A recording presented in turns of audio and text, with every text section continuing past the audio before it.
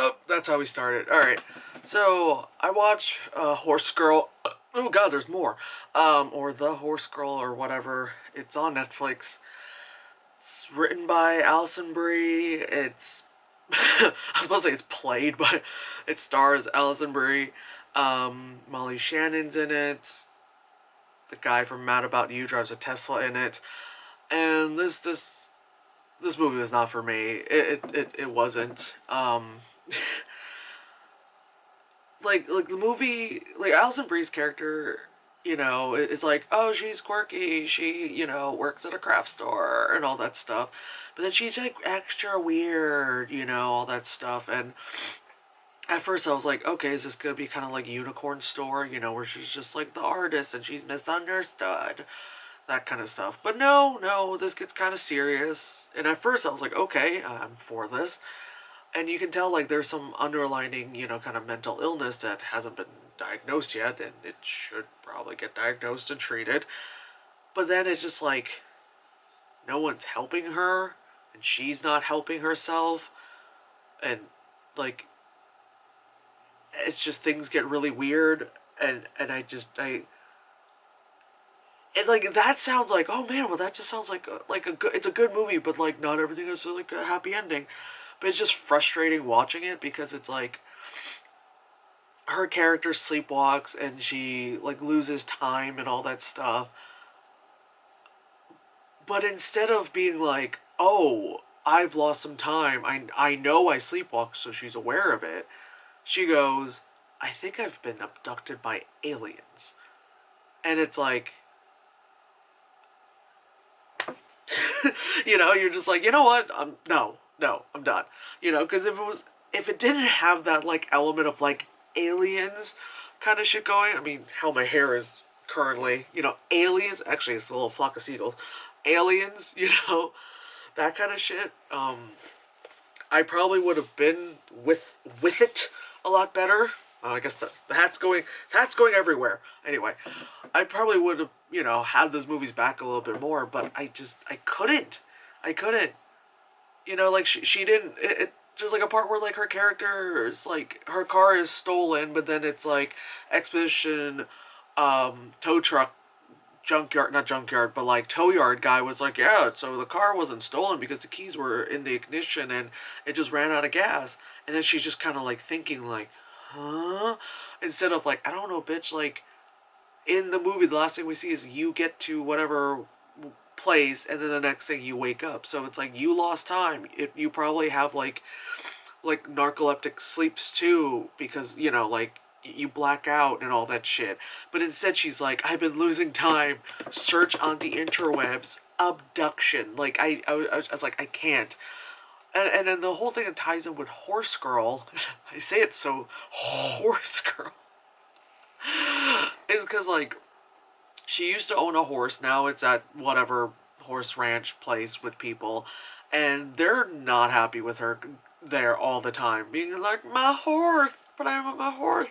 And they're visibly like not okay with her being there. And they're even just like, hey, can you step back? You're not allowed to, be here, or like, hey, we got it, or something like that.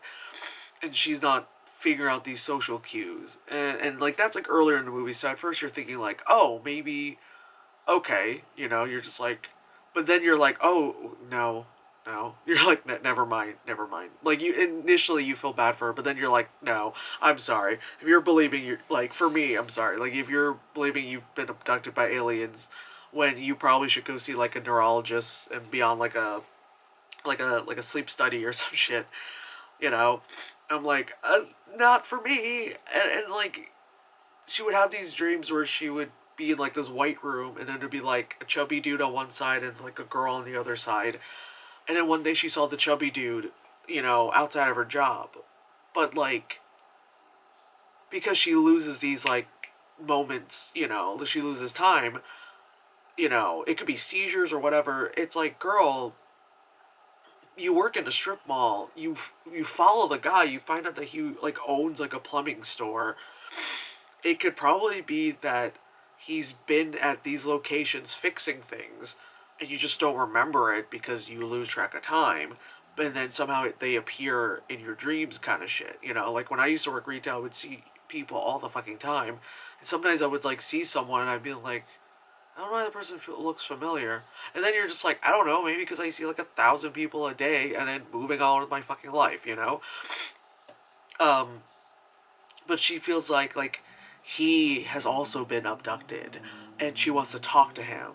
And she doesn't know how to approach him correctly to talk to him because she lacks social skills, you know, which is why she works at a craft store, which, if you've ever been to one, it makes sense, you know. And also another thing, I've worked with people like that, you know, which I don't think they have underlying, like, you know, mental illness that hasn't been diagnosed. I mean, something else that hasn't been diagnosed. But I've worked with people like that, and you're just like, okay, you just kind of move on with your day, you know? It's just, I don't know, man. Like, this movie wasn't for me. And then I was looking at some of the reviews on Letterboxd, and a lot of people didn't like this movie. So I was like, okay. Because there are times where, like, movies like this where it's like, you know, where someone who's, like, pretty, like Alison Brie is, like, the main character, all of a sudden people are like, oh my god, she is so amazing. This movie, 4 stars. But I looked at it and like everyone's like, nah, man. Everyone's like 2.5 stars and under. There's like the most high, the top rated review is 4 stars. It's like some dumb bitch being like, fine, I'll be the one who likes this, and it's like that's great.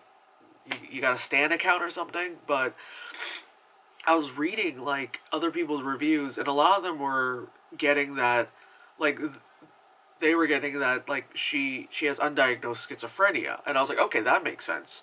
You know why like why things are happening.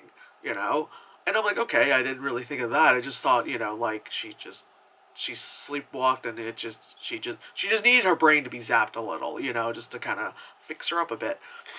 But it's also like no one's helping her. You feel like no one's helping her, but you don't feel bad for her. You feel bad for everyone else. It's like this weird feeling of like, God, I feel bad for her roommate. I feel bad for her boss. I feel bad for her stepdad. But I don't feel bad enough that they're not helping. Like, and then I'm also annoyed at them that they're not helping her. But then at the same time, I still feel bad for them. Like I care more about them than her. Because with her, it's like, bitch, why can't you tell that these people don't want you to be at their fucking, like, horse ranch? You know? Like, why can't you tell that, like, as nice as your Zumba class lady is, like, she's not your friend. She's your Zumba instructor. You know? Like, I know it's your birthday and you want to, like, you know, have a friend. You don't really have a friend. You have your roommate, and she is just probably just living with you because rent costs money, you know? And, like, that, again, that's how this movie came off of. It's just kind of like I don't care. And also alien abduction, like that part is really, that's the part that really like not sell me on this movie. That's really what made me go no. You know, it's like, oh yeah, alien abduction. And then the movie, like, you know, it goes through all this stuff of like, oh, so there's one part where she has like a Breaking Bad moment where she like shows up at her job like naked, and it's like, oh god, you know, like when I saw that happen, I was like, oh, here we go. Or obviously in Breaking Bad, that episode, they did it like to make it assume that he was losing his mind, whereas here she really is, and because of that, you know, she gets committed and all that stuff, and her doctor is like, hey, you know, you've been here before, and she's like, Jigga, what, you know, and because the dude said, oh, you've been here before, and then her roommate she sees is like, oh, I've seen you in my dream. It's like, it's probably because, again, the person you see, you forget, you know, that kind of stuff. But then, like, the next day where she was, like, able to leave, the doctor was like, she tells the doctor, oh, yeah, you've told me I've been here before. And the doctor was like, Jigga, what? And you're like, you know, there's, like, points in the movie where and I've said this before where like I like when a movie doesn't have to fully explain itself because it's good for like the audience to, you know, make up their own mind and all that stuff. But certain things, like how this movie is, I feel like they should have done a little bit more explaining. Like at least, you know, I would want them to tell me like flat out, you know, whether she's actually been at that place several times or this is her first time. You know, I mean, like I want to see a little bit more of what the reality is in this movie, just so it could like help you understand like her in her mind, because obviously this movie is all seen through her eyes. So I just want to know, like, it's like, what's that movie has Ryan Reynolds in it? It's like Voices or something, where like like things seen through like his perspective are like bright, colorful, perfect, but then when you look at reality, it's like his apartment is like filthy, and everything's very like muted colors, overcast, that kind of shit. Like that's a little bit kind of like obvious, but I mean like in this one, I just really want to know like how if they've known for a while that she's fucked up. That's all. But then it's like she leaves. They're like, okay, I guess you've been here long enough. We don't have to commit you. So you can go home now. So she like goes, and then she just like goes to the horse ranch, and she's like, this horse is mine, because it is hers. And then she like takes it out. Also, like I did they at least want to, like, I don't know, like give her some pills or something, like, give her like a caretaker to like watch her, because it's like obviously this schizophrenia, this shit has been triggered because you learn that like a year ago her mom passed away. But it wasn't just like her mom passed away, like her mom committed suicide and she found her body, and it's like is no one like, I feel like there's so many questions, and it's not like good questions when you're done with a movie. Again, it's not the, oh, I wonder, I feel like, no, it's the what happened kind of thing. And so there's that. And then, yeah, so she takes the horse, and then she kind of like gets off the horse. Hello, phone. Yes, I will take my pills soon, as I'm talking about people needing to be on medication. Um, but yeah, so she gets off the horse, she lays down like in the forest or whatever shit, and then she proceeds to be abducted. So I'm just kind of like, okay, this is in her mind she's abducted, because then you kind of, in a sense, return back to Earth, and you see just the horse there and just her shoes. And it's like, are you telling me that she really was abducted? Are you telling me it really isn't schizophrenia? It's like, is it one of those things? It's not symbolism, it's real. And then I feel like, again, like this movie is they're on that line where it's like they haven't gone far enough where it's like, okay, this is the full like symbolism of the schizophrenia thing, but it's also like it's like on the line of like, maybe no, really, like everyone else is overreacting, or everyone else is being mean to her, and she really is being abducted by aliens. It's like in that weird fine line of like, you're not telling me enough to make it definitive, and it's not written well enough for it to be like, ooh, I wonder what happened. Did DiCaprio really leave the Inception world? Like that kind of stuff where you're like, which one is it? And we can have a great discussion. Because with this one, no one has seen this movie. This is the, I'm not okay with this.